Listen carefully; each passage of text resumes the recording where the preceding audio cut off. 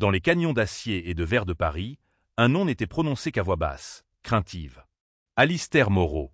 Il était un roi de la finance, un titan de l'industrie dont l'empire était aussi vaste que son tempérament était légendaire. Des hommes avec des décennies d'expérience tremblaient devant son regard glacial. Les médias l'appelaient la bête de la défense. Pendant des années, tout le monde avait compris la règle cardinale. On ne provoque pas Alistair Moreau. On s'incline, on obéit, et on prie pour passer inaperçu. Mais il n'avait jamais compté sur une Léa Vasseur, une serveuse de 24 ans avec des chaussures usées, des montagnes de dettes et une volonté de faire. Ceci est l'histoire de la nuit où elle a décidé qu'elle en avait assez, et ce faisant, a allumé une allumette dans un monde imbibé d'essence. L'apogée n'était pas seulement un restaurant. C'était une cathédrale de la cuisine moderne, un lieu où le pouvoir était le plat principal et l'argent le vin. Perché au sommet d'une tour de la Défense, ses baies vitrées offraient une vue divine sur les lumières tentaculaires de la ville. Le tintement de l'argenterie Christophe contre la porcelaine de Bernardo était le doux battement de cœur du restaurant. Le personnel se déplaçait avec la grâce silencieuse et exercée de danseurs de ballet. La peur, cependant, avait son propre son, un silence assourdissant qui s'abattait sur la salle au moment où Alistair Moreau entrait. Il ne marchait pas. Il conquérait l'espace. Grand, impeccablement vêtu d'un costume sur mesure de couleur nuit, sa présence aspirait la chaleur de l'air. Ses cheveux étaient striés d'un argent distingué aux tempes, mais son visage était acéré, prédateur, et ses yeux gris pâles ne manquaient rien. C'étaient les yeux d'un faucon qui n'avait jamais connu un instant de doute. Derrière lui suivait son avocat et confident de toujours, Julien Croissy, un homme qui semblait en permanence s'excuser pour la tempête que son patron s'apprêtait à déchaîner. Léa Vasseur observait la performance depuis son poste près de la cuisine. Elle travaillait à l'apogée depuis 2 ans, utilisant chaque euro pour rembourser la dette médicale écrasante que ses parents avaient accumulée. Elle était une artiste dans l'âme. Ses mains, qui étaient censées tenir des fusains et des pinceaux, étaient devenues calleuses à force de porter de lourds plateaux. Elle avait vu des gens puissants aller et venir, des ministres, des célébrités, des magnats de la technologie. La plupart étaient exigeants. Certains étaient arrogants, mais Moreau était différent. Il irradiait une sorte de rage pure et non diluée qui semblait être son état naturel. Ce soir était une occasion spéciale pour lui, bien que personne ne l'aurait deviné à son comportement. C'était le 5e anniversaire de son acquisition d'une entreprise technologique rivale, un massacre d'entreprise impitoyable qui avait cimenté son statut légendaire. Sa table, la meilleure de l'établissement, l'attendait.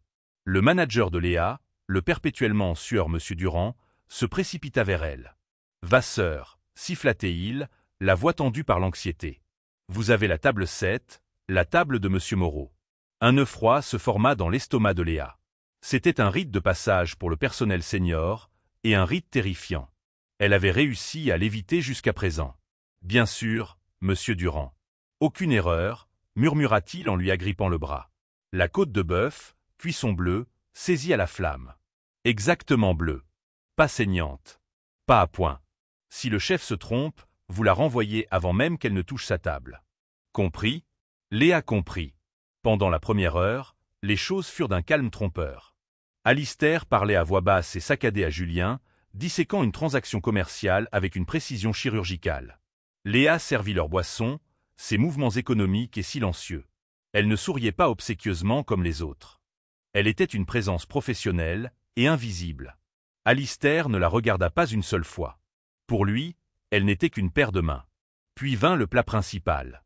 Léa porta le grand plat à la table, son cœur battant un rythme nerveux contre ses côtes. Elle avait vérifié la viande elle-même en cuisine. Le chef, un artiste étoilé au Michelin nommé Jean-Pierre, lui avait assuré qu'elle était parfaite. Elle posa l'assiette devant Alistair Moreau. Il ne la regarda pas immédiatement, terminant une phrase qui se terminait par le mot liquidé. Puis son regard tomba. Il prit son couteau, trancha au centre de la pièce de viande épaisse et écarta les 2 moitiés. Le silence qui suivit était plus lourd que la pierre. Le centre de la viande était d'un rouge chaud et vibrant. C'était la définition même d'une cuisson bleue, mais le visage d'Alistair, qui avait été un masque d'indifférence froide, commença à se tordre en quelque chose de foudroyant. « Qu'est-ce que c'est que ça ?» demanda-t-il, sa voix dangereusement basse. Julien Croissy tressaillit. Monsieur Durand, qui planait à proximité, devint pâle. Léa garda son sang-froid. « Votre côte de bœuf, monsieur. Cuisson bleue, saisie à la flamme. » Il leva alors les yeux vers elle, et pour la première fois, elle sentit toute la force terrifiante de son attention. C'était comme être épinglée par un projecteur. « Êtes-vous aveugle ou incompétente ?» Gronda Théil, les mots tranchant l'ambiance feutrée du restaurant. Des têtes commencèrent à se tourner. C'est saignant. C'est rose, pas rouge. J'ai commandé bleu. Est-ce un concept difficile à comprendre pour vous et l'imbécile que vous avez en cuisine? Léa regarda la viande. Il avait tort. C'était une cuisson bleue parfaite. Mais argumenter avec Alistair Moreau était un suicide professionnel. Le script était simple, s'excuser profusément, reprendre l'assiette et supplier la cuisine de faire un miracle. Monsieur Durand commença à se précipiter, ses mains s'agitant inutilement. Monsieur Moreau, mes plus plates excuses. 1000 pardons. Je vais la faire remplacer immédiatement. Mais Léa ne bougea pas. Quelque chose en elle, un long serpent dormant de frustration et de lassitude, se brisa. Elle était fatiguée. Fatiguée de la dette, fatiguée de la condescendance, fatiguée d'être traitée comme un meuble par des hommes qui pensaient que leur richesse leur donnait le droit d'être cruels. Elle avait passé la matinée au téléphone avec une mutuelle, les suppliant de ne pas résilier la couverture de son père. Le caprice de ce milliardaire pour un morceau de viande parfaitement cuit lui parut une insulte cosmique. Elle rencontra son regard furieux. Sa voix, quand elle parla, n'était pas forte, mais elle était claire et stable, et elle porta à travers la salle à manger soudainement silencieuse. « Non, monsieur, dit-elle. » Le mot resta suspendu dans l'air, stupéfiant tout le monde. Alistair Moreau eut l'air comme si elle l'avait giflé. Même la mâchoire de Julien Croissy tomba. « Quoi » souffla Alistair. « Qu'est-ce que vous venez de me dire ?»« J'ai dit non, » répéta Léa, le menton légèrement relevé. « Je ne reprendrai pas la viande. Parce qu'il n'y a rien qui cloche avec elle. Elle est cuite exactement comme vous l'avez demandé. Elle est bleue. » L'audace de son geste était à couper le souffle. Une serveuse ne se contentait pas de le contredire. Elle le corrigeait publiquement. Les jointures d'Alistair étaient blanches là où il serrait sa fourchette. Une couleur sombre et dangereuse montait à ses joues. « Vous êtes en train de me dire, dit-il, chaque mot un bloc de glace, que je ne sais pas comment j'aime ma propre viande. Je suis en train de vous dire, répondit Léa, sa voix inébranlable, que ce que vous voyez dans votre assiette est la définition culinaire de la cuisson bleue. Peut-être que ce que vous désirez est différent. Peut-être la voulez-vous crue, ou juste saisie 10 secondes et servie froide, mais vous avez commandé bleu, et c'est ce que le monde culinaire entier et cette cuisine comprennent par bleu. Elle prit une petite inspiration, le point de non-retour étant depuis longtemps dépassé. Donc l'erreur, monsieur, n'est pas dans l'assiette. Elle est dans la commande. Pendant 10 secondes entières, le monde sembla s'arrêter. On aurait pu entendre une mouche voler. Alistair Moreau la dévisagea, son expression illisible. C'était un vide terrifiant, le calme au centre d'un ouragan. Tout le monde se préparait à l'explosion, aux cris, au licenciement, à l'anéantissement total de cette fille folle et courageuse. Il posa lentement son couteau et sa fourchette, l'argenterie produisant un léger cliquetis final contre la porcelaine. Il repoussa sa chaise, les pieds raclant durement le sol. Il se leva de toute sa hauteur, la dominant. Il ne cria pas. Il n'hurla pas. Il fit quelque chose de bien pire. Il regarda par-delà elle, son regard tombant sur Monsieur Durand, horrifié. « Sortez-la de ma vue, » dit Alistair Moreau, sa voix un murmure bas et létal. « Et envoyez-moi son dernier chèque de paie. Elle est finie. » Il jeta alors sa serviette sur la table, tourna les talons sans un autre mot et sortit du restaurant à grandes enjambées, Julien Croissy se dépêchant de le suivre. Le silence qu'Alistair laissa derrière lui était plus lourd que sa présence ne l'avait été. Tous les yeux à l'apogée étaient fixés sur Léa. Certains contenaient de la pitié, la plupart une sorte de curiosité morbide. Monsieur Durand avait l'air sur le point d'avoir une crise cardiaque. Son visage était un méli-mélo de rouge et de blanc. Dehors. Finit-il par suffoquer, pointant un doigt tremblant vers la sortie du personnel. Maintenant. Videz votre casier. Vous êtes un fantôme. Vous n'avez jamais été ici. Léa n'argumenta pas. Elle ne plaida pas. Un étrange sentiment de calme l'avait envahi. C'était le sentiment serein de quelqu'un qui a déjà touché le fond et n'a plus peur de la chute. Elle se dirigea vers l'arrière, la tête haute, ignorant les chuchotements et les regards de ses collègues. Alors qu'elle troquait son uniforme pour ses vêtements de ville, un jean et un pull usé, elle s'attendait à ressentir du regret ou de la peur. Au lieu de cela, elle sentit une étincelle de quelque chose qu'elle n'avait pas ressenti depuis longtemps, la fierté. Les 24 heures suivantes furent un tourbillon d'anxiété. La fierté s'estompa, remplacée par la dure et froide réalité de sa situation. Elle était sans emploi.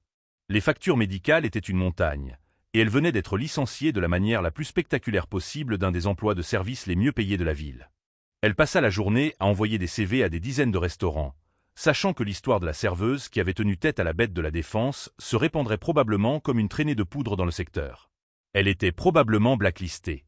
Le lendemain après-midi, on frappa à la porte de son minuscule appartement au 5e étage sans ascenseur, dans le 19e arrondissement.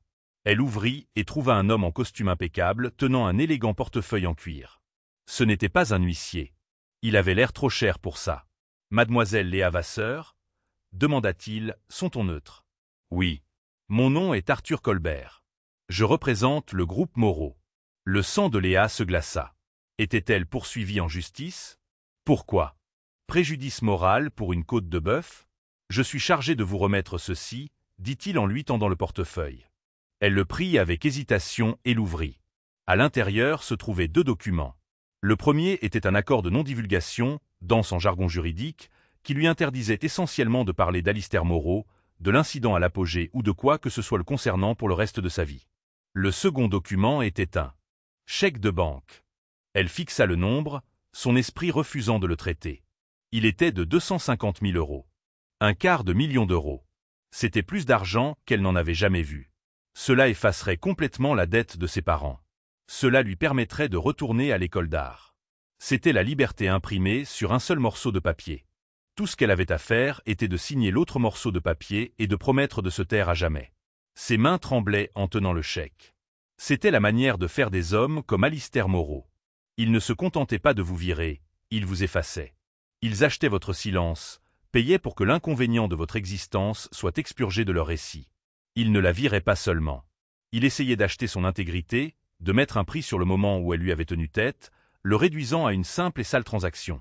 L'homme, Arthur Colbert, attendit patiemment. « Vous trouverez les termes assez généreux, » dit-il comme s'il commentait la météo. « Signez l'accord de non-divulgation. Le chèque est à vous, encaissable immédiatement. » Léa regarda le chèque, puis l'accord, puis de nouveau le visage impassible de l'homme. Elle pensa à la prochaine opération de son père, aux yeux fatigués de sa mère. Cet argent était une bouée de sauvetage. C'était la chose sensée à faire, la seule chose à faire. Elle se dirigea vers le petit comptoir de sa cuisine, prit un stylo et le cliqua. L'avocat s'autorisa un petit sourire satisfait. Puis Léa fit quelque chose qui n'avait aucun sens. Elle prit le chèque et, d'une main ferme, le déchira en 2. Puis elle le déchira en 4. Elle tendit les petits morceaux de papier inutiles à l'avocat stupéfait. « Veuillez dire à Monsieur Moreau, dit-elle, sa voix claire et ferme, que mon silence n'est pas à vendre. » Elle prit ensuite l'accord de non-divulgation, le déchira également en 2, et plaça les morceaux sur le chèque en ruine dans ses mains. « Bonne journée, dit-elle, et ferma doucement la porte sur son visage perplexe. Appuyée contre la porte, son cœur battait la chamade contre ses côtes. Elle venait de déchirer une fortune. Elle venait de commettre un acte de folie financière. Mais alors que le choc s'estompait, ce même sentiment du restaurant revint, plus fort cette fois. C'était le sentiment de posséder la seule chose qu'Alistair Moreau ne pouvait pas acheter, elle-même. Pendant ce temps, dans un Pantouse qui ressemblait plus à un musée d'art qu'à une maison, Alistair Moreau regardait la ville. Julien Croissy se tenait à côté de lui, un téléphone à l'oreille. « Oui, monsieur Colbert, je comprends, » dit Julien, les yeux écarquillés d'incrédulité. Elle a tout déchiré, les 2 documents. « Oui, je vais l'en informer. » Julien raccrocha et se tourna vers son patron. « Vous n'allez pas croire ça. »« Essayez-moi, » dit Alistair sans se retourner. Elle a refusé l'argent. La serveuse, Léa Vasseur, elle a déchiré le chèque. Alistair resta silencieux un long moment. Il se détourna lentement de la fenêtre, et pour la première fois depuis très longtemps, son visage arborait une expression autre que la colère ou l'indifférence. C'était un choc pur et total. Tout le monde avait un prix. C'était l'axiome central et inébranlable de sa vie. Politiciens, rivaux, employés, même la famille. Tout le monde pouvait être acheté. C'était juste une question de trouver le bon chiffre. Une serveuse avec, selon sa vérification d'antécédents, plus de 200 000 € de dette médicale familiale aurait dû signer cet accord si vite que l'encre aurait bavé. Mais elle ne l'avait pas fait. Elle avait regardé une somme d'argent qui changeait la vie et avait choisi. Quoi? La fierté? Le dépit? C'était illogique. C'était exaspérant. Et c'était, à son plus grand étonnement, intrigant. Depuis 2 ans, depuis l'incident, non, l'accident, Alistair vivait dans un cocon de rage contrôlée. Il tenait tout le monde à distance avec son tempérament, une arme qui assurait que personne ne s'approche assez pour voir les fissures dans son armure. Il ne faisait confiance à personne car la seule personne à qui il avait confié sa vie, Le chauffeur de sa voiture cette nuit fatidique avait trahi cette confiance. Tout le monde dans son orbite était un sycophante ou un ennemi, tous prévisibles. Cette fille n'était pas prévisible. « Amenez-la moi, dit Alistair, sa voix calme. « Amenez-la » demanda Julien, confus. « Vous voulez dire que la sécurité l'escorte hors de la ville? Mettre plus de pression sur elle? » Non, dit Alistair en se retournant vers la fenêtre. Un étrange sourire, presque prédateur, effleura ses lèvres. « Je veux dire, amenez-la. Ici, dans mon bureau, demain matin, 9 heures précises. » Julien fixa le reflet de son patron dans la vitre. « Puis-je demander pourquoi ?» Alistair Moreau regarda un hélicoptère fendre le ciel en dessous. « Je veux voir de près à quoi ressemble quelqu'un qui ne peut pas être acheté. » Et puis il ajouta, sa voix se durcissant, « Et je vais découvrir ce qu'elle veut vraiment. » La tour du groupe Moreau était un éclat d'obsidienne planté dans le ciel de la Défense, un monument à l'ambition impitoyable. Entrer dans le hall donnait l'impression de pénétrer dans un autre royaume, un royaume de tons feutrés, de marbre poli et du poids palpable de l'argent. Léa, vêtue du seul et unique chemisier décent qu'elle possédait, se sentait complètement déplacée. La convocation était venue par un appel téléphonique bref de Julien Croissy, qui ressemblait moins à une invitation qu'à un ordre. Elle fut escortée au dernier étage par un agent de sécurité silencieux. L'ascenseur s'ouvrit directement sur un vaste bureau minimaliste. Un mur était une baie vitrée sans jointure offrant une vue panoramique sur Paris. Les autres murs étaient ornés d'œuvres d'art abstraits austères. Et derrière un bureau de la taille d'une petite voiture était assis Alistair Moreau. Il ne se leva pas. Il se contenta de la regarder approcher, ses yeux gris suivant chacun de ses mouvements. Le silence était une arme, conçue pour intimider, pour la faire se sentir petite et insignifiante. Mais Léa avait affronté sa propre terreur en déchirant ce chèque. Ceci n'était que la suite. Elle s'arrêta à quelques mètres de son bureau et attendit. « Mademoiselle Vasseur, » dit-il enfin, sa voix un baryton doux et froid. « Merci d'être venue. » Ce n'était pas une politesse. C'était une constatation. « Je n'avais pas conscience d'avoir le choix, » répondit-elle, la voix stable. Une lueur de quelque chose, amusement, respect, passa dans ses yeux. Il y a toujours un choix. Vous, plus que quiconque, semblez le comprendre. Vous avez choisi de m'humilier publiquement dans mon restaurant préféré. Vous avez choisi de déchirer 250 000 d'euros. Ce sont des choix inhabituels. Le premier était un choix pour maintenir mon intégrité professionnelle, le corrigea Léa. Le second était un choix pour maintenir mon intégrité personnelle. Ils ne sont pas si inhabituels si vous accordez de la valeur à ces choses. Alistair se pencha en avant, joignant ses doigts. L'intégrité. Un concept charmant. Mais ça ne paie pas le traitement contre le cancer de vos parents, n'est-ce pas? Ça ne garde pas un toit au-dessus de votre tête après que vous ayez été, comme je m'en suis assuré, blacklisté de tous les restaurants réputés de cette ville. La menace était voilée mais claire. Il ne l'avait pas seulement fait virer. Il avait salé la terre derrière elle. « Que voulez-vous, monsieur Moreau ?» demanda Léa, allant droit au but. « Je veux vous comprendre, » dit-il, et cela sonnait comme la chose la plus honnête qu'il ait dite jusqu'à présent. Dans mon monde, les gens fonctionnent selon un ensemble de facteurs prévisibles, la cupidité et la peur. Vous semblez être immunisé contre les deux.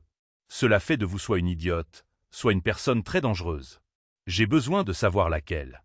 Il se leva et se dirigea vers la fenêtre, lui tournant le dos. J'ai un problème, mademoiselle Vasseur. Mon entreprise est entourée de « yes men », de béni oui-oui. Des gens payés pour être d'accord avec moi, pour anticiper mes désirs, pour me dire que ma viande est saignante même quand elle meugle encore. Ce sont des menteurs, des sycophantes. Ils me sont absolument, complètement inutiles dans un sens réel. Il se retourna pour lui faire face. Vous n'êtes pas une sycophante. Vous êtes, d'après ce que j'ai recueilli au cours des dernières 48 heures, pathologiquement honnête. Vous n'avez pas peur de moi, et vous ne pouvez pas être acheté avec ce que je considérais comme une somme généreuse. Il se dirigea lentement vers elle, lui tournant autour comme un requin. Cela fait de vous une marchandise unique. Le cœur de Léa commença à battre plus vite. Elle n'avait aucune idée de là où il voulait en venir. « Je suis prêt à vous faire une offre, » dit-il en s'arrêtant juste devant elle. Une nouvelle. Pas un pot de vin. Un emploi. Elle le fixa, sans voix. « Je veux que vous travailliez pour moi, » continua-t-il. « Ici, dans cette tour. » Pour faire quoi? Réussit-elle à demander. « Me servir du café? Vous pouvez trouver quelqu'un de bien plus qualifié pour ça. » Non, dit-il, une étrange intensité dans les yeux. « Je veux que vous soyez ma, disons, conseillère en perspective. Votre travail consistera à observer, à écouter dans les réunions, à lire des rapports, et à me dire la vérité. À me dire quand mes dirigeants me mentent, à me dire quand une idée est terrible, à me dire quand ma viande est parfaitement cuite et que je suis juste en train de faire l'imbécile. La proposition était si absurde, si complètement folle que Léa faillit rire.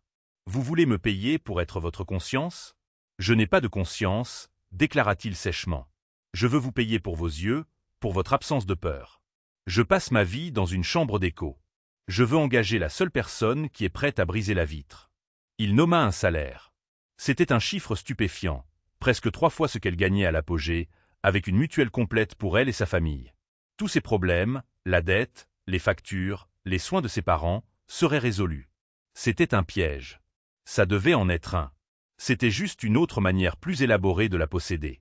Une cage dorée où son seul but serait d'être son animal de compagnie 10 heures de vérité, d'être exhibé comme un exemple de son génie excentrique. Pourquoi? Demanda-t-elle, la voix un murmure. Pourquoi feriez-vous cela? Juste parce que je n'ai pas reculé pour un morceau de viande? L'expression d'Alistair changea. Le masque de l'homme d'affaires tomba une fraction de seconde, révélant un aperçu de quelque chose de brut et de désolé en dessous. Parce que tout le monde dans ma vie me ment, dit-il, sa voix baissant, surtout. Les petites choses, les grandes choses. Et j'ai appris par une amère expérience que les petits mensonges sont la cachette des vérités catastrophiques. J'ai besoin de quelqu'un qui ne ment pas. Pas à moi. Jamais. Il vit l'hésitation dans ses yeux. Le conflit. Ce n'est pas un piège, mademoiselle Vasseur. C'est une proposition commerciale. Votre intégrité est l'atout que j'embauche. Au moment où vous me mentez, au moment où vous me dites ce que vous pensez que je veux entendre, vous êtes renvoyé. Comprenez-vous? Elle pensa à sa vie, au service sans fin, à l'odeur de graisse dans ses cheveux, à l'anxiété constante et lancinante des factures. Elle pensa à son art, aux toiles prenant la poussière dans son appartement. Cette offre était une bouée de sauvetage, mais c'était une bouée lancée par un monstre. Pouvait-elle la prendre sans en devenir un elle-même? Mais alors elle se souvint du regard sur le visage de sa mère la dernière fois qu'une facture était arrivée. Elle se souvint de la digne quiétude qu'elle avait ressentie en tenant bon dans le restaurant. Peut-être qu'elle n'avait pas à renoncer à son intégrité pour accepter. Peut-être que c'était une façon de l'utiliser. J'ai des conditions, dit-elle, se surprenant elle-même. Alistair haussa un sourcil. Continuez. Les soins médicaux de mes parents, ils sont entièrement couverts par votre régime d'entreprise à partir d'aujourd'hui. Fait, dit-il sans hésitation. Je travaille de 9h à 17h, pas de week-end. Mon temps personnel m'appartient. Acceptable. Et, elle prit une profonde inspiration. Vous me parlerez plus jamais, il n'y a personne d'autre en ma présence, avec le genre de manque de respect que vous m'avez montré dans ce restaurant. Vous voulez la vérité de ma part, vous me traiterez avec une courtoisie professionnelle. Au moment où vous ne le ferez pas, je partirai, peu importe le salaire. Julien Croissy, qui se tenait silencieusement dans un coin, eut l'air sur le point de s'évanouir. Personne n'avait jamais imposé de conditions à Alistair Moreau pour quoi que ce soit. Alistair la fixa, un long regard scrutateur. Elle soutint son regard sans ciller. Le bureau était si silencieux qu'elle pouvait entendre le bourdonnement du système de ventilation du bâtiment. Il était en train de décider. Il pesait sa fierté contre son besoin étrange et désespéré d'une voix honnête. Finalement, il tendit la main. Marché conclu, mademoiselle Vasseur. Léa prit sa main. Sa poignée était ferme et froide. En se serrant la main, elle ressentit une profonde sensation de vertige. Elle venait de quitter son monde pour entrer dans le sien, et elle n'avait aucune idée si elle survivrait à la chute. « Bienvenue au groupe Moreau, dit-il, un fantôme de sourire sur les lèvres. Votre nouvelle vie commence maintenant. » La première semaine de Léa au groupe Moreau fut une masterclass en surréalisme. On lui attribua un bureau minimaliste non loin de celui d'Alistair, avec la même vue à couper le souffle. Une carte de crédit d'entreprise apparut sur son bureau. Un technicien informatique installa pour elle un ordinateur et un système téléphonique. Personne, cependant, ne semblait savoir ce qu'elle était censée faire. Elle était le fantôme dans la machine. Quand elle entrait dans la kitchenette des cadres, les conversations cessaient. Les vice-présidents dans leurs costumes à plusieurs milliers d'euros lui adressaient des sourires crispés et méfiants avant de trouver une raison d'être ailleurs. L'histoire avait circulé en chuchotement, c'était la serveuse. Personne ne connaissait les détails, seulement qu'elle avait d'une manière ou d'une autre attiré l'œil de la bête et était maintenant inexplicablement ici. Il la traitait comme une bombe qui pourrait exploser à tout moment. Alistair fut fidèle à sa parole. Il la convoqua à des réunions. Elle s'asseyait sur une chaise en cuir au fond de la salle de conseil pendant que lui et son équipe disséquaient des fusions à plusieurs milliards d'euros, des OPA hostiles et des stratégies de marché. Le langage qu'il parlait était étranger, tout en acronymes et en jargon financier. Elle n'en comprenait pas la moitié, mais elle comprenait les gens. Elle voyait la peur. Elle voyait la façon dont un vice-président senior nommé Marc Fournier reformulait subtilement ses propres projections défaillantes pour les faire passer pour des revers mineurs. Elle voyait comment une jeune et ambitieuse cadre nommée Chloé Bellamy présentait une idée brillante pour ne la rétracter que légèrement quand Alistair fronçait les sourcils. Elle voyait la courtisanerie qu'il avait décrite, un poison qui poussait tout le monde à couvrir ses arrières et à adoucir ses vérités. Après une réunion particulièrement éprouvante sur une filiale d'énergie verte en difficulté, Alistair congédia tout le monde sauf elle. « Alors, mademoiselle Vasseur, demanda-t-il en desserrant sa cravate, qu'est-ce que mes bénis oui-oui ont omis de me dire aujourd'hui ?» Léa prit un moment pour rassembler ses pensées. « Ils n'ont rien omis de vous dire. Monsieur. Ils vous l'ont juste dit dans une langue différente. Ils vous ont dit que la division Solaris est en sous-performance par rapport aux objectifs agressifs du 3e trimestre. Ce qu'ils voulaient dire, c'est qu'elle est en train de perdre de l'argent à flot et que la technologie a 3 ans de retard sur votre principal concurrent, le consortium Fournier. » Alistair hocha lentement la tête, les yeux fixés sur elle. Et Marc Fournier, que dire de son rapport? Il a passé 10 minutes à blâmer l'instabilité du marché européen, dit Léa. Mais quand Madame Bellamy a présenté le rapport de viabilité initiale il y a 2 ans, je l'ai vu dans les dossiers préparatoires, elle a prévenu que la technologie de base n'était pas scalable. C'est Monsieur Fournier qui l'a fait passer en force. Il ne protège pas l'entreprise. Il protège sa propre réputation. Alistair ne dit rien. Il se contenta de fixer l'écran blanc où les projections désastreuses avaient été affichées. Il n'était pas en colère. Il semblait las. « Merci, mademoiselle Vasseur, dit-il calmement. Ce sera tout. » Le lendemain, Marc Fournier n'était plus à la tête de la division Solaris. Il fut réaffecté à une branche désolée à Brest. Une note de service annonça que Chloé Bellamy prendrait sa place, avec pour mandat de redresser la technologie dans les 6 mois ou de dissoudre la filiale. Le message fut envoyé haut et fort dans toute l'entreprise. La serveuse écoutait, et le roi agissait. La peur qu'elle inspirait s'intensifia, mais elle était maintenant mêlée d'un respect réticent. La vie de Léa changea aussi en dehors du bureau. Le premier virement de son salaire lui parut irréel. Ce week-end-là, elle s'assit avec ses parents et un conseiller financier. Elle remboursa jusqu'au dernier centime de leur dette médicale. Le regard de soulagement profond et larmoyant sur le visage de sa mère valait chaque seconde terrifiante qu'elle avait passée en présence d'Alistair Moreau. Pour la première fois depuis des années, elle sentit qu'elle pouvait respirer. Elle s'acheta une nouvelle garde-robe professionnelle. Elle s'acheta même une grande toile et un ensemble de peintures à l'huile coûteuse dont elle rêvait. Pourtant, un profond malaise persistait. Qui était Alistair Moreau? Elle voyait le PDG impitoyable, le patron exigeant. Mais il y avait des aperçus de quelque chose d'autre. Un soir, alors qu'elle partait, elle passa devant son bureau. La porte était entr'ouverte. Il se tenait près de la fenêtre, ne regardant pas la ville, mais un petit cadre en argent dans ses mains. Ses épaules, habituellement si droites et impérieuses, étaient affaissées. La solitude qui émanait de lui était si profonde qu'elle était presque une force physique. Elle recula silencieusement, se sentant comme si elle s'était immiscée dans un deuil privé. Sa curiosité l'emporta. Elle commença à creuser, subtilement.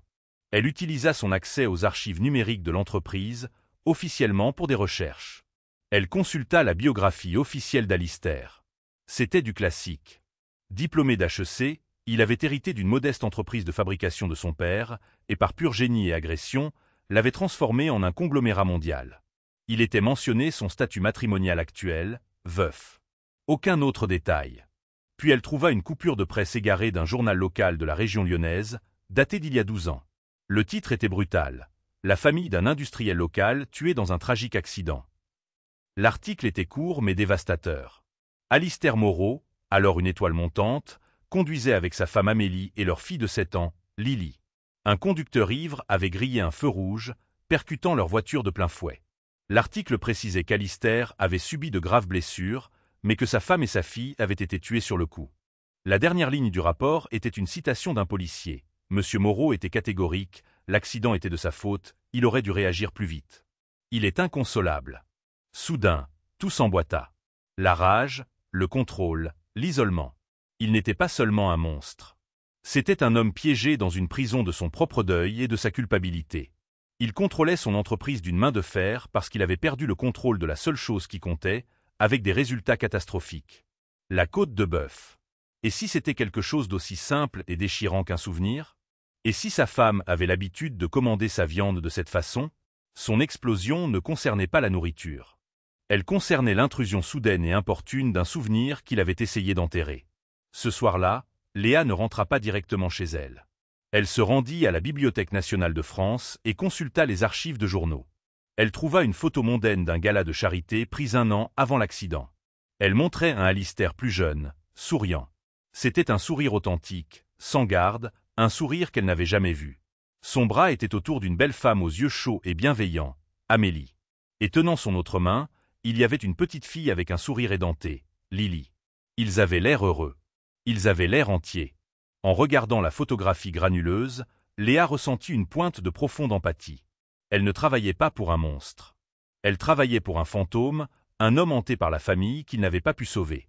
Et son travail, réalisa-t-elle avec un sursaut, était bien plus compliqué que de simplement dire la vérité sur des rapports commerciaux. La connaissance du passé d'Alistair changea tout pour Léa. Elle ne voyait plus un tyran quand il entrait dans une pièce. Elle voyait un homme portant un poids insupportable. Son tempérament légendaire ne semblait plus être une cruauté aléatoire, mais plutôt les coups de griffe d'un animal blessé en cage. Sa peur de lui s'évapora, remplacée par une empathie complexe et prudente. Cette nouvelle perspective modifia leur dynamique. Elle commença à anticiper ses humeurs, non pas pour le flatter, mais pour comprendre ses déclencheurs. Elle commença à laisser de petites choses anonymes dans son bureau qu'elle pensait pouvoir aider. Une tasse d'une tisane à la camomille spécifique, connue pour ses propriétés apaisantes, se trouvait sur son bureau après un appel stressant. Quand elle entendit dire à Julien que ses yeux étaient fatigués de lire des rapports, un protecteur d'écran filtrant la lumière bleue à la pointe de la technologie fut installé sur son moniteur le lendemain matin. Elle ne s'en attribua jamais le mérite. Les choses étaient simplement là. Alistair ne mentionna jamais les objets, mais il les utilisait. Et un changement subtil se produisit. La tension dans ses épaules s'apaisait légèrement quand elle entrait dans une pièce. Il commença à lui demander son avis sur des sujets extérieurs aux affaires, l'esthétique d'un nouveau produit, la formulation d'un communiqué de presse. Il tâtait le terrain, étendant une confiance timide qu'elle n'était pas sûre qu'il ait offerte à quiconque depuis une décennie. Le véritable test eut lieu lors de ce qui fut connu en interne comme la crise du consortium Fournier. Marc Fournier, l'ancien cadre déchu, n'était pas allé tranquillement à Brest. Il avait été débauché par leur principal rival, le consortium Fournier. Aucune parenté, une ironie amère. Il emporta avec lui une connaissance intime des faiblesses du groupe Moreau, en particulier de la division Solaris sans difficulté. Le consortium Fournier lança une campagne publique agressive pour acquérir Solaris, la présentant comme une mission de sauvetage pour une entreprise en déclin. Ils firent fuiter des documents, alimentèrent la presse en histoires négatives et firent chuter le cours de l'action du groupe. Moreau. Alistair menait une guerre sur 2 fronts, un sur le marché et un avec son propre conseil d'administration, qui devenait nerveux et le poussait à vendre la division pour limiter les pertes. La pression monta, et le vieil Alistair Moreau commença à refaire surface. Il devint volatile, colérique et paranoïaque. Un après-midi, lors d'une réunion d'urgence frénétique du conseil, un jeune analyste bâcla sa présentation, mélangeant 2 diapositives cruciales. Alistair explosa. « Êtes-vous un idiot ?» rugit-il, frappant la table de sa main si fort que les verres d'eau sursautèrent. Toute la salle tressaillit. Le jeune analyste devint blanc comme un linge, balbutiant des excuses. « Je vous paie des salaires à 7 chiffres pour avoir le sens du détail, et vous m'apportez ces ordures. Sortez. Vous êtes viré. » Le silence glacial familier s'installa. Les membres du conseil fixaient leurs notes, évitant tout contact visuel. Autrefois, cela aurait été la fin. Mais Léa était là. Elle se leva de son siège au fond de la salle. Toutes les têtes pivotèrent vers elle. Les yeux d'Alistair, flamboyants de fureur, se fixèrent sur les siens. « Monsieur, dit-elle, sa voix calme mais ferme, coupant l'attention. Puis-je vous dire un mot ? Ce n'est pas le moment, mademoiselle Vasseur, lâcha-t-il. C'est précisément le moment, insista-t-elle, marchant lentement vers le bout de la table. Elle ne regarda ni les membres du conseil, ni l'analyste terrifié. Elle ne regarda qu'Alistair. Vous prenez des décisions basées sur la colère et la pression. Vous laissez Fournier vous atteindre. Renvoyer un bon analyste pour une erreur mineure ne nuit pas à Fournier. Cela nous nuit à nous. Cela pousse tout le monde dans cette pièce à avoir peur de prendre des risques, peur de vous apporter autre chose que de bonnes nouvelles. Cela crée la chambre d'écho même que vous m'avez engagée pour empêcher. » Elle atteignit la table et ramassa le rapport de l'analyste. Ces données sont solides. Sa conclusion est correcte. Il a juste inversé les diapositives 14 et 15. C'est une erreur que n'importe qui pourrait faire sous une telle pression. Elle regarda le jeune homme. N'est-ce pas, monsieur David? L'analyste, retrouvant sa voix, hocha la tête, hébété.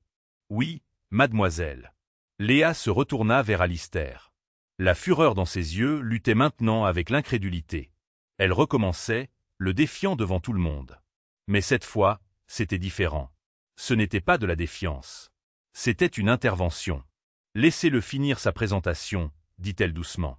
Écoutez les données. Ensuite, nous pourrons prendre une décision en équipe, pas en tant que roi et ses sujets terrifiés. La salle de conseil était absolument immobile. Alistair la dévisagea, la mâchoire serrée. Un instant, elle pensa qu'elle l'avait poussé trop loin, qu'il la renverrait avec l'analyste. Mais alors elle vit la lueur de douleur derrière la rage, le regard d'un homme perdu dans une tempête. Il se noyait, et elle venait de lui lancer une bouée. Il prit une longue et lente inspiration, l'air sortant de lui en un frisson. Il se laissa retomber dans son fauteuil, la colère rigide s'écoulant de sa posture. Il regarda l'analyste tremblant. « Continuez, monsieur David, dit Alistair, sa voix rauque. À partir de la diapositive 14. L'expiration collective dans la pièce fut presque silencieuse, mais assourdissante. La réunion se poursuivit sur un tout autre pied. Les membres du conseil, enhardis, commencèrent à offrir de vraies stratégies. Chloé Bellamy présenta une contre-proposition audacieuse. L'analyste David termina son rapport, qui contenait une donnée cruciale qui leur avait échappé. À la fin de la réunion, ils avaient un plan risqué et brillant pour contre-attaquer le consortium Fournier. Ce soir-là, Léa travaillait tard dans son bureau quand Alistair apparut à sa porte. Il ne parla pas, se contenta de rester là, l'air fatigué et plus âgé qu'elle ne l'avait jamais vu. « Marchez avec moi, dit-il. Finalement, ils prirent son ascenseur privé jusqu'au garage et montèrent dans sa voiture. Une Audi sobre et élégante, pas la Rolls-Royce ostentatoire à laquelle elle s'attendait. Ils conduisaient. Ils quittèrent Paris, se dirigeant vers le nord le long de la Seine alors que le soleil commençait à se coucher, peignant le ciel de teintes oranges et violettes. Ils ne parlèrent pas pendant un long moment. Finalement, il s'arrêta à un point de vue panoramique, le fleuve un ruban d'argent en contrebas. « Personne ne m'a parlé comme ça depuis sa mort, » dit-il, la voix épaisse d'une émotion qu'elle ne pouvait nommer. Il n'eut pas besoin de dire qui était elle. « Elle n'a jamais eu peur de moi, » continua-t-il, fixant l'eau. « Amélie. Ma colère n'était que le bruit fort d'un garçon effrayé. Elle pouvait voir à travers. À travers moi. » Il se tourna enfin pour la regarder, et ses yeux brillaient de larmes non versées. L'accident. Le rapport de police disait que c'était un conducteur ivre. C'est l'histoire publique. La vérité, c'est que nous nous disputions pour une bêtise, une affaire. J'étais en colère. J'étais distrait. J'ai quitté la route des yeux pendant 2 secondes, peut-être une. Quand j'ai relevé les yeux, les phares étaient là.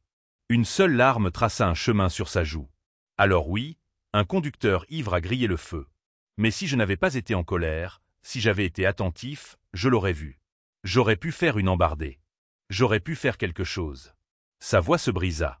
La dernière chose que ma femme et ma fille ont entendue, c'est ma voix élevée par la colère. C'est la vérité avec laquelle je vis. La confession resta suspendue dans la voiture silencieuse, brute et dévastatrice.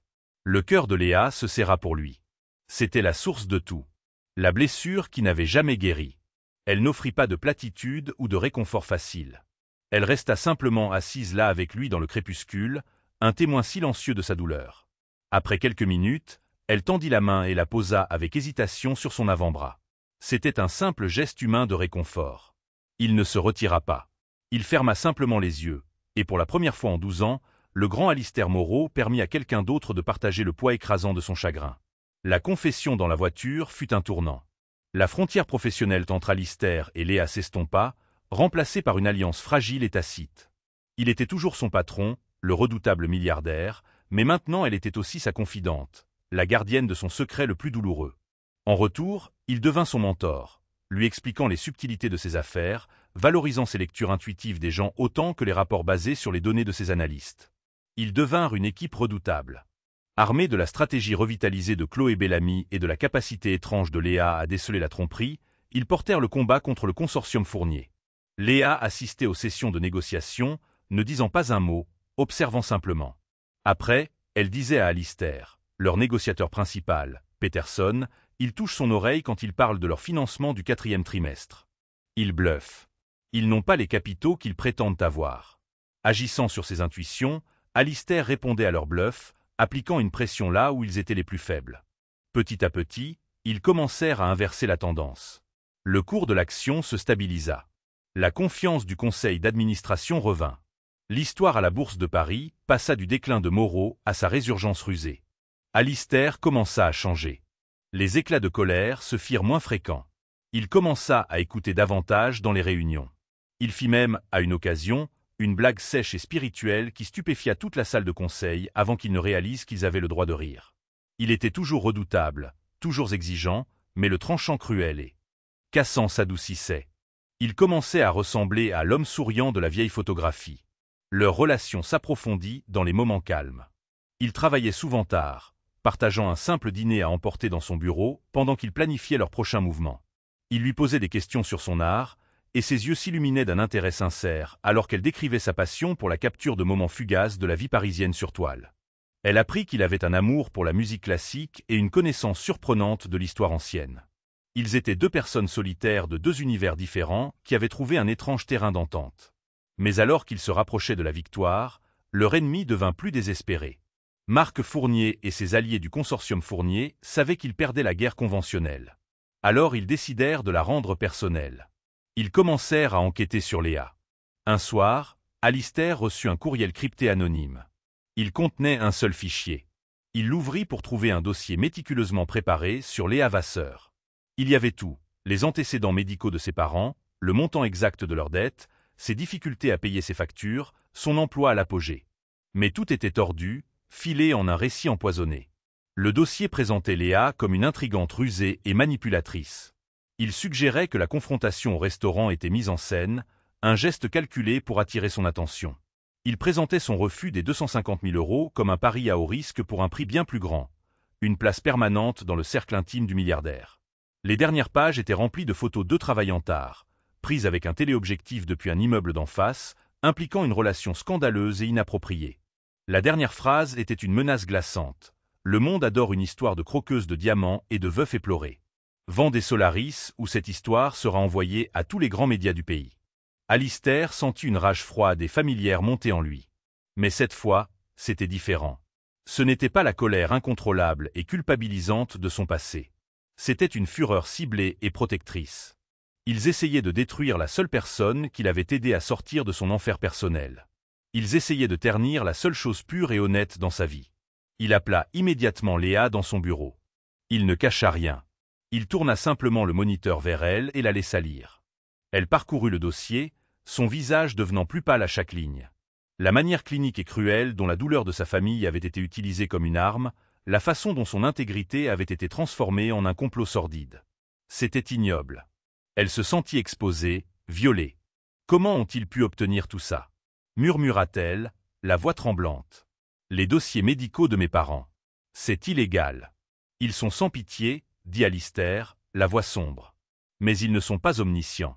Pour obtenir des informations aussi spécifiques, ils ont dû avoir de l'aide de l'intérieur. La prise de conscience les frappa tous les deux en même temps. Le dossier contenait des détails que seule une poignée de personnes au sein du groupe Moreau pouvaient connaître, en particulier les détails de son contrat de travail et le package d'avantages sociaux exacts qui couvrait ses parents. Julien le savait. Le chef des RH le savait, et quelques autres. Alistair convoqua immédiatement Julien et son chef de la sécurité. Ils travaillèrent toute la nuit, recoupant les journaux d'accès, les archives de courriel et les enregistrements de sécurité. La recherche fut méthodique, implacable. Léa était assise sur le canapé de son bureau, enveloppée dans une couverture, ressentant un sentiment de crainte nauséabond. Quelqu'un avec qui elle travaillait, quelqu'un qui lui souriait dans les couloirs, l'avait trahie. À 4 heures du matin, ils avaient leur réponse. Ce n'était pas un vice-président ou un cadre rival. C'était quelqu'un de bien plus anodin, quelqu'un qu'ils n'auraient jamais soupçonné. C'était Monsieur David. Le jeune analyste que Léa avait sauvé du licenciement. Les journaux de sécurité montraient qu'il avait accédé au dossier RH de Léa à plusieurs reprises au cours du dernier mois depuis son ordinateur personnel. Des registres financiers, obtenus illégalement par le chef de la sécurité d'Alistair, montraient une série de dépôts importants et non traçables en crypto-monnaie sur le compte de David, provenant d'une société écran liée au consortium Fournier. Le mobile était simple et sordide. David avait un problème de jeu et était lourdement endetté. Marc Fournier avait trouvé sa faiblesse et l'avait exploitée. Il avait payé le jeune homme pour être leur vipère dans le nid. Léa sentit une vague de nausée. Elle l'avait sauvé. Elle l'avait défendu, avait plaidé pour sa carrière, et il l'avait remercié en la vendant à ses ennemis, transformant sa vie en munition pour une guerre d'entreprise. La trahison était bien plus douloureuse que les menaces anonymes de Marc Fournier. Alistair vit le regard sur son visage. Il congédia Julien et le chef de la sécurité, les laissant seuls alors que les premières lueurs de l'aube touchaient l'horizon parisien. « Je suis désolé, Léa, dit-il, sa voix plus douce qu'elle ne l'avait jamais entendue. Je vous ai amené dans ce monde. J'ai mis cette cible sur votre dos. » Elle secoua la tête, serrant plus fort la couverture. « Ce n'est pas votre faute. C'est la leur. Qu'est-ce qu'on fait maintenant ?» Il regarda le dossier ignoble sur son écran, puis le visage accablé de Léa. Le choix était clair, céder au chantage et vendre la division, la protégeant de la ruine publique, ou riposter et risquer de voir sa réputation, et par extension la sienne, traîner dans la boue. L'Alistair d'il y a 6 mois aurait limité les pertes. Il aurait payé le prix, étouffé le problème et se serait retiré dans sa forteresse de solitude. Mais en regardant Léa, la femme courageuse et honnête qui lui avait montré comment ressentir à nouveau, il sut que ce n'était plus une option. Il l'avait attaquée pour l'atteindre. C'était une erreur de calcul fatale. Il n'avait pas réalisé qu'en attaquant Léa Vasseur, il ne menaçait plus seulement son entreprise. Il menaçait la dernière et meilleure partie de sa vie. « Nous faisons ce que nous faisons depuis 2 mois, dit-il, un calme dangereux s'installant en lui. Nous ripostons. Mais cette fois, nous ne jouons pas selon leurs règles. Cette fois, nous les réduisons en cendres. » Alistair ne broncha pas. Il attaqua.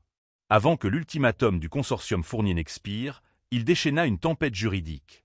La presse ne reçut pas une histoire de serveuse croqueuse de diamants. On leur donna la preuve irréfutable de l'espionnage industriel criminel de Fournier, avec en prime une confession signée de l'analyste compromis, M. David. Le récit fut instantanément renversé. Fournier était le méchant, pas Léa. Cette décision enragea le conseil d'administration d'Alistair. Lors d'une réunion d'urgence, ils exigèrent qu'il la laisse tomber, la qualifiant de passif. Alistair leur fit face, sa voix d'un acier pur. Mademoiselle Vasseur est le plus grand atout de cette entreprise. Elle est la raison pour laquelle nous gagnons cette guerre. Elle ne va nulle part. Si l'un de vous n'est pas d'accord, votre démission sera acceptée avant le coucher du soleil. Le coup d'État s'effondra sous sa résolution inébranlable. Le coup de grâce vint de Léa elle-même. Utilisant son œil d'artiste, elle analysa les conceptions de produits de Fournier et découvrit qu'elles étaient une copie directe d'un plan volé de leur propre division Solaris. Cette preuve indéniable de vol de propriété intellectuelle fut le coup fatal. Le consortium Fournier fut anéanti, ses actifs rachetés plus tard par Moreau pour une bouchée de pain. C'était une victoire totale. Quelques semaines plus tard, Léa se tenait dans son bureau. « Ce n'est pas mon monde, Alistair. Il est temps pour moi d'être une artiste. » Il comprit. Le dernier jour, il lui offrit un bail de 5 ans entièrement payé pour un atelier d'artiste à Montmartre. Un investissement, dit-il en souriant, dans une artiste en qui je crois. Leur relation n'était pas une romance, mais quelque chose de plus profond, un partenariat forgé dans le feu qui les avait sauvés tous les deux. Il promit de ne plus jamais se plaindre d'une côte de bœuf. Et elle promit de dîner avec lui, leur amitié étant la véritable victoire durable. En fin de compte, ce n'était pas seulement l'histoire d'une serveuse et d'un milliardaire. C'était une histoire sur le pouvoir incroyable du courage et de l'empathie. Elle montre que parfois, la personne la plus forte dans une pièce n'est pas celle qui crie le plus fort, mais celle qui ose dire la vérité tranquillement. Léa Vasseur n'a pas seulement tenu tête à un homme redoutable. Elle a vu la personne brisée derrière la rage et sans même essayer, lui a montré un chemin pour se retrouver. Et Alistair Moreau a appris que la vraie force n'est pas d'être craint. C'est d'avoir le courage d'être vulnérable, de faire confiance et de changer. Leur histoire nous rappelle que sous les titres et les comptes en banque, nous sommes tous simplement humains, à la recherche de connexion et d'une seconde chance.